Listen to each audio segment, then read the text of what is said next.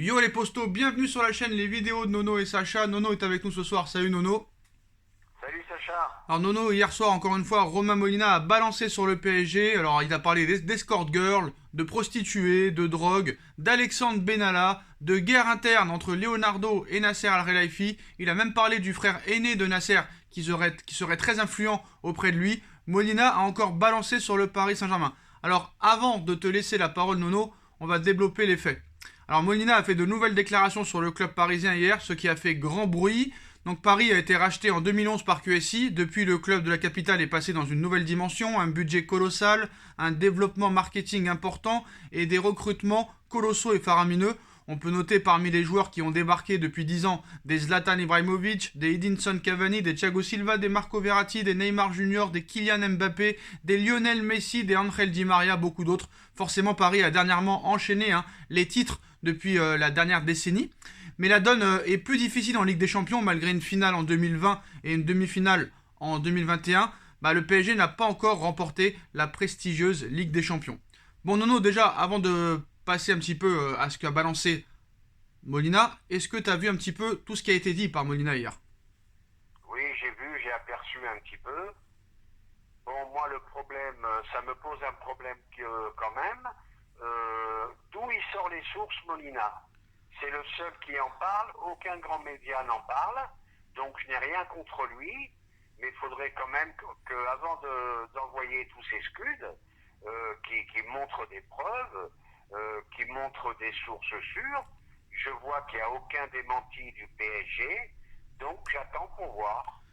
Alors, la surexposition des franciliens nourrit également beaucoup de fantasmes autour de l'équipe, notamment sur sa gestion par les Qataris. Donc, une fois encore, Molina a fait le point, il a balancé du lourd. Le journaliste d'investigation fait beaucoup parler de lui depuis quelques semaines, comme tu sais. Son objectif premier, faire tomber des personnes travaillant au sein du football qui auraient abusé de personnes, que ce soit notamment moralement ou physiquement. Aussi, Romain Molina dévoile parfois les coulisses de certains clubs. Et sur sa chaîne YouTube, il en a profité hier pour parler du PSG, où il commence à dire: on a l'impression qu'il n'y a pas vraiment de capitaine et de pilote dans le bateau ou dans l'avion.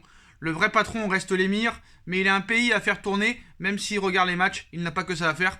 Toutes les grandes décisions sont prises par lui, mais également à travers ses amis, ses conseillers ou des gens qu'il connaît. Plein de choses gravitent autour de l'émir. Nasser est loyal envers lui, et il le connaît depuis longtemps. La loyauté est très importante. Nasser a un pouvoir de décision, mais n'est pas le décisionnaire. Il obéit et il est fidèle. Nasser n'est pas tout le temps là. Il y a des agents et des joueurs très influents. Les joueurs ont la ligne directe de Nasser au plus haut. Ils ont leur numéro de téléphone. Les joueurs avaient peur de Thiago Silva parce qu'il pouvait joindre Nasser à tout moment.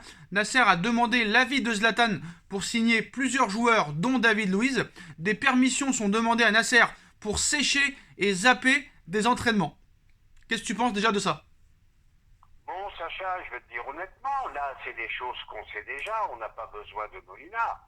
C'est des choses qu'on sait. On sait que c'est le bordel au PSG, on sait qu'au moindre problème, les joueurs principaux appellent Nasser pour pleurer. Donc, bon, c'est pas des informations qui m'étonnent énormément, hein. Là, je te dis franchement, il n'y a rien de nouveau dans tout ça. Alors il dit que tous les coachs c'est parfois une cacophonie. Nasser a un très gros problème avec Leonardo depuis des années et des années. Devant les caméras, ils vont dire que tout va bien. Nasser reproche à Leonardo d'avoir une relation directe avec l'émir. Nasser voulait que ce soit lui seul qui ait une relation directe avec l'émir. Les mecs se bouffent à la cour. Vous ne vous imaginez pas le nombre d'articles qui ne sont pas sortis à leur rencontre, le nombre de journalistes qui ont été payés et qui ont reçu des cadeaux. Benalla veut rentrer dans le club depuis des années et Nasser pense d'ailleurs que ça ne serait pas une mauvaise idée, a notamment indiqué Romain Molina, qui en a profité aussi pour parler du frère aîné de Nasser Al-Khelaifi qui aurait une emprise sur son frère ou encore sur certaines filles payées pour les joueurs. Bon, ben, il y a tellement de sous au PSG que tout le monde essaye de graviter dedans. Bon, maintenant, Benalla, ça me fait un petit peu rire. Bon, que Nasser est en conflit avec Leonardo. Mais moi, je pose la question. Pourquoi il a été le rechercher? Donc, c'est bien ce que je pense. Il n'y a pas une direction claire. Il y a beaucoup trop de gens qui gravitent sur ce club. Il y a toujours des piques assiettes dans ce club. Et puis voilà, quoi. C'est pas une institution respectable. Et pourtant, c'est mon club. Par rapport à ce que tu vois au Bayern, au Real, où il y a vraiment un patron, chacun a son poste, et ça confirme bien ce que je dis depuis longtemps. C'est un bordel général, il n'y a pas de direction au PSG. Surtout que les mecs qui sont conseillers autour de Nasser et autour de l'émir viennent du tennis ou du judo. Par exemple, un conseiller à Nasser, Djamel Bourras, un ancien judoka que tu connais bien. Ben oui, je connais bien, ancien champion olympique. Donc ce qui prouve que beaucoup de gens qui ne connaissent rien au ballon mettent leur grain de sel au PSG. Surtout des mecs qui viennent du tennis aussi. Donc on fait un petit peu tout et son contraire. Et c'est pour ça que la machine ne marche pas vraiment. Et que c'est un petit peu un centre de loisirs plutôt qu'un club de football. On finira là-dessus sans Molina. Et ben c'est pour ça, pour finir là-dessus, c'est pour ça que je parlais d'un grand coup de balai. D'ailleurs, Nono, Voilà. tu disais comme moi sur ma vidéo sur Sacha Benita, il a mis des mecs en prison, que ce soit des mecs de la FIFA à Haïti. Là, il a mis encore des dirigeants du football et d'autres sports gabonais en prison. Ce mec-là travaille pour CNN, pour The Times, pour The Guardian. Il a fait des livres sur Cavani, sur Bielsa, sur Pinizavi. Là, il a dit qu'il allait mettre beaucoup de dirigeants de la Fédération française de football en prison. Il dévoile des choses sur le Paris Saint-Germain depuis des années, sur l'Olympique Lyonnais depuis des années, sur d'autres clubs depuis des années. Personne ne porte plainte contre lui, personne ne dément contre lui. Alors est-ce qu'ils le croient pas tout simplement et qu'ils n'ont pas de temps à perdre, ou est-ce que vraiment les mecs, tellement qu'ils disent la vérité, bah ils ne peuvent pas porter plainte? Eh ben moi je vais te dire, si ça avait été la vérité, je pense qu'il y aurait eu des plaintes déposées. Il n'y a pas de démenti. Donc malgré tout, j'ai des doutes sur... il dit quelques vérités, mais j'ai pas mal de doutes sur Molina. Et à mon avis, il devrait se calmer un peu parce qu'il risque d'avoir de gros... Mais pourquoi ils portent pas plainte contre lui? Alors les Olas, le Paris Saint-Germain, la Fédération Française de Football, il a quand même dit qu'au mois d'avril, hein, il mettrait les mecs de la Fédération Française de Football en prison. Hein. Et personne ne porte plainte, hein. C'est quand même bizarre. Je pense qu'il délire un peu. Si les mecs tremblaient avec les annonces de Molina, crois-moi que ça fait longtemps qu'ils auraient porté plainte. Bah, il devrait mieux s'inquiéter parce qu'il y en a beaucoup qui sont en prison à l'heure actuelle, surtout en Afrique. Et je pense que ça va continuer. Bon, voilà On verra par la suite, Sacha. Voilà sur la vidéo de Molina. On passe aux informations mercato, hein, à quelques jours du match contre Lyon dimanche. Annoncé dans le viseur du PSG, Ousmane Dembélé est la priorité du Bayern de Munich en cas de départ de Kingsley Coman. Le second cité est en fin de contrat le 30 juin prochain et n'a toujours pas d'accord pour prolonger. Le club bavarois ne veut pas qu'il parte libre. Alors c'est simple.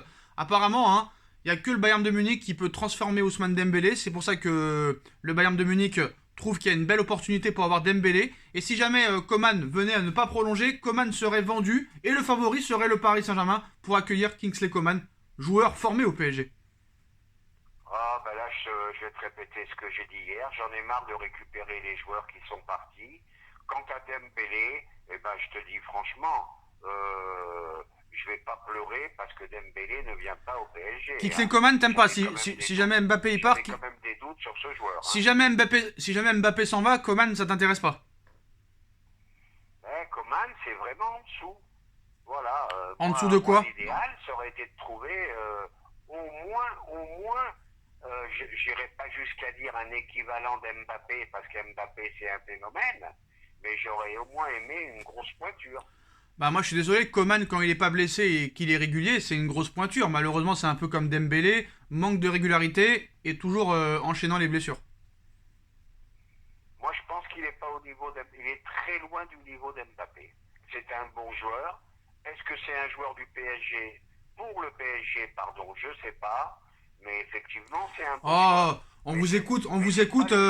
Non, mais c'est énervant. On vous écoute, il n'y a personne qui est fait pour le PSG. Bah, on va prendre un joueur de 3ème division. Ah bah tiens, bah voilà. Tiens, tu veux personne, tu veux pas de star, tu veux rien. Bah, on va te balancer du lourd, tiens. On va te balancer du lourd. Paris est prêt à aligner l'oseille sur Charles De Calaire, un joueur de Bruges, attaquant, qui a joué contre le Paris Saint-Germain cette saison, hein, et le PSG garde un très gros œil sur Charles De Calaire, mais rien de concret pour l'instant. Leicester est intéressé de manière plus concrète et veut recruter le joueur de 20 ans. Le Real Madrid aussi suit la situation de loin. Ça t'intéresse ça ou pas du tout? Parce qu'il n'y a plus personne qui intéresse personne là-bas, non? C'est incroyable. Ah bah moi je l'ai vu ce jeune qui a joué contre le PSG. Mm. Bon, bah si ça encore c'est une pépite, eh ben excusez-moi, il y a des pépites partout alors, hein, où je comprends plus rien au ballon. Moi je suis désolé. Les mecs ils Bon, font c'est un simple, match, tu ça veux y est, personne c'est pour des remplacer pépites. Mbappé. Tu veux personne pour remplacer Mbappé, c'est simple.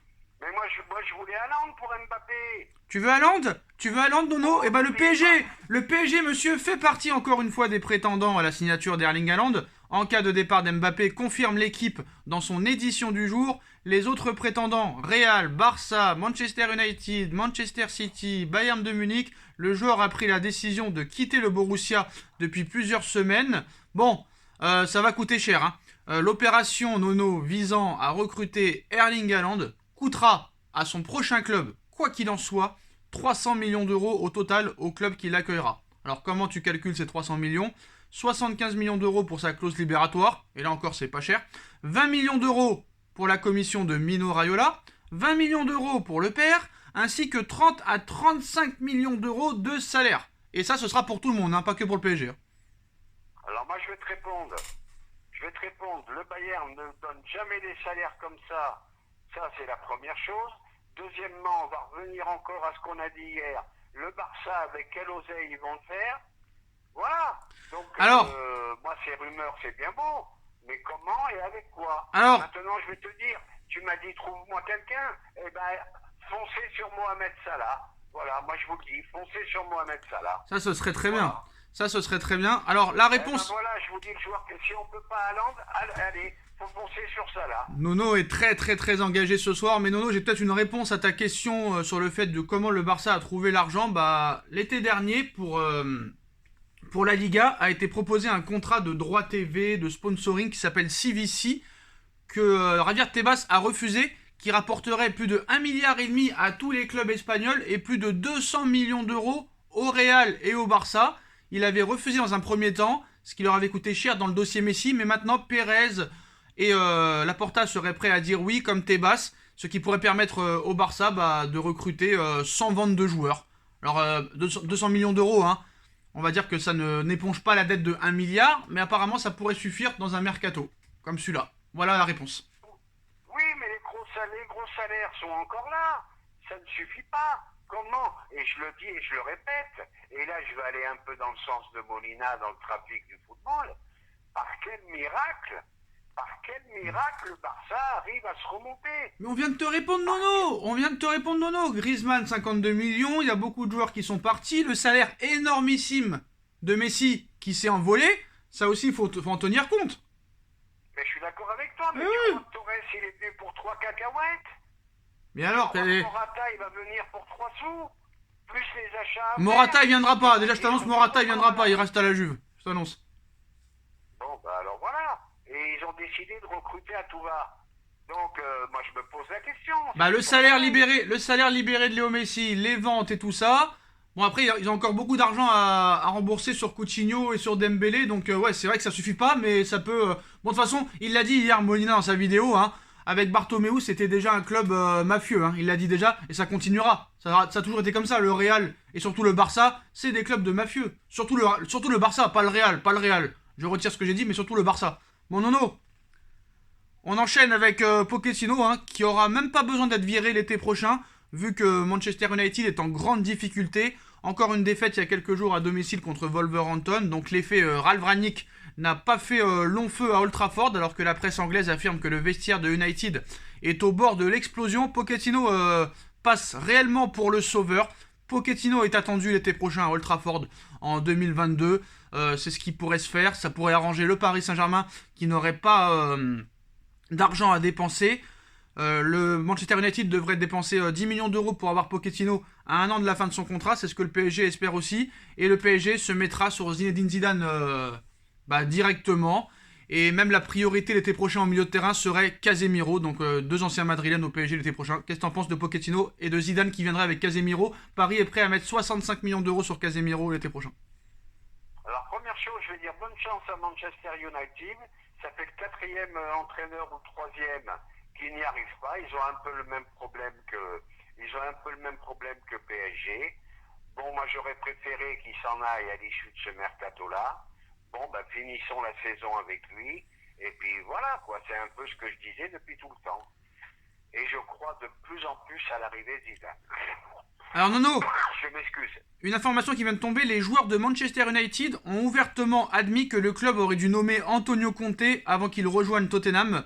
Ils s'attendent également à ce que Maurizio Pochettino, l'entraîneur du PSG, prenne les rênes du club cet été. Et sur une potentielle arrivée de Casemiro, est-ce que Casemiro, en plus du remplaçant d'Mbappé, doit être les deux priorités du Paris Saint-Germain l'été prochain? Un gros milieu de terrain du genre Casemiro et un grand attaquant pour remplacer Mbappé du genre Erling Haaland. Ah, Casemiro, je serais ravi, je le dis et je le répète, je m'excuse auprès des abonnés de me répéter, c'est vraiment le joueur qui manque.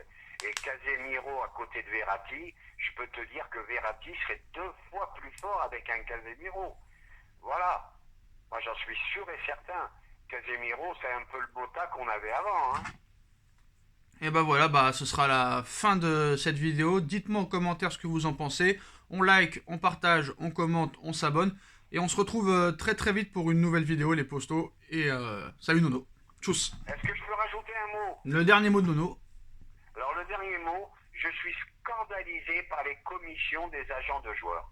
Là, moi, ça me scandalise et je vais te dire, ça me déporte de plus en plus du football parce que c'est vraiment des sommes colossales qui ne sont pas méritées et en plus, ils font la loi avec leurs joueurs. Donc, je suis scandalisé par les façons de faire des agents. Bah Nono, dis-toi qu'il y a 20-25 ans, il y avait 3 agents. 3 agents. Il y avait 3 agents pour 300 joueurs et c'est devenu l'inverse. Donc c'est très simple. Eh oui, malheureusement. Voilà les postos, on se retrouve demain pour une nouvelle vidéo. Adios Nono, adios. Adios.